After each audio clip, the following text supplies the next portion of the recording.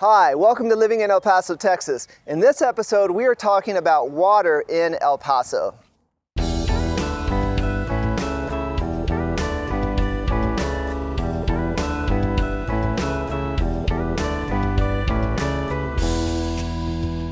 Hi, thank you so much for checking out the YouTube channel. My name is John Pena, your favorite real estate agent in El Paso. If you're considering buying, selling, investing, please consider reaching out. And one of the reasons you should reach out is because not only are we amazing real estate agents, but we are trying to provide you with value-add information such as where does El Paso get its water from, right?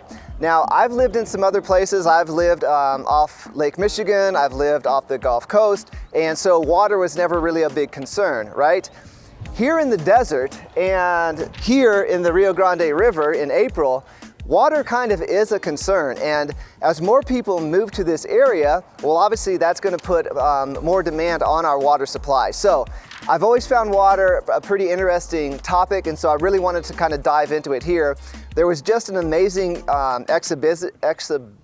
exhibit at UTEP where they talked about water. So a lot of the information that I'm taking is directly from there. I did not come up with this. I stole this from UTEP's exhibition, which is amazing. So a little bit about the Rio Grande River.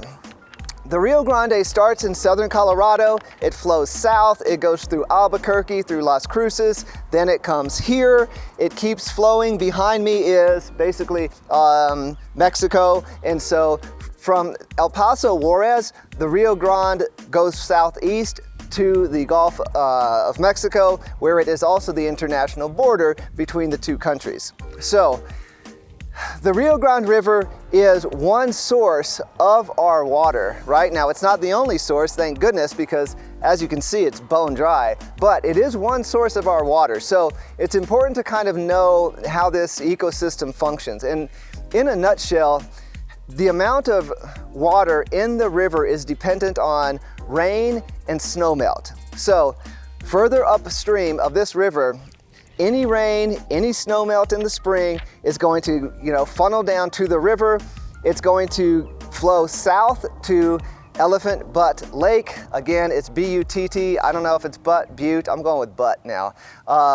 And that's kind of serves as a holding reservoir. And so before they actually put dams in the Rio Grande River, it was actually a pretty tumultuous river. If it got a lot of rain or a lot of snow melt, downstream could get pretty gnarly. There could be flooding, but that has since changed because now they've dammed everything up. So typically now, the amount of water that's available in the river is really dependent on yearly precipitation, right? So low snowfalls in the San Juan Mountains of Colorado typically means drought conditions here in El Paso. So now, currently, the water is being held upstream.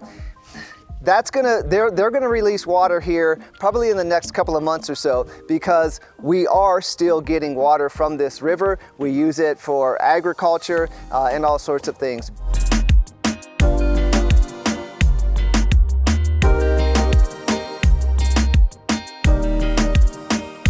Okay, so now we are far away from the Rio Grande River, relatively speaking, and now we are just east of the Franklin Mountains. Why? Because the other source of water in El Paso is aquifers, underground water. These are also called Bolsons. And so on this side, the east side of the Franklin Mountains, we are actually standing in the Castner Range, which sits over top of part of the Hueco Bolson.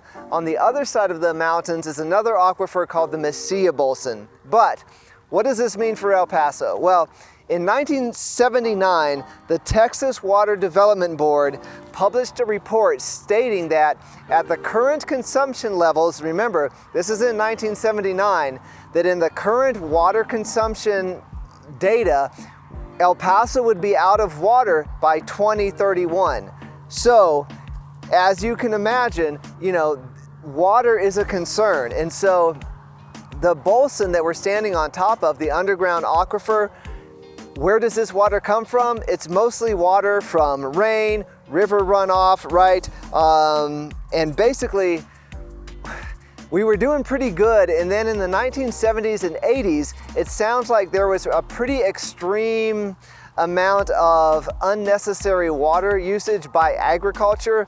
I don't exactly know the details, but I can guess and say that, you know, people were probably drilling down into the aquifers and using the water that was probably very plentiful for crops that maybe weren't all that realistic in this climate. So that's depleted the aquifers over time. That's really the, you know, we're sitting on a lot of water, which is great. However, if we don't responsibly use that water, it's not going to be so great unless we, you know, have some great rainfalls and snow melt over the next couple of years. But if we find ourselves in this current drought situation that we're in, you know, we want to be very careful to manage the water that's below us, you know, as efficiently as possible.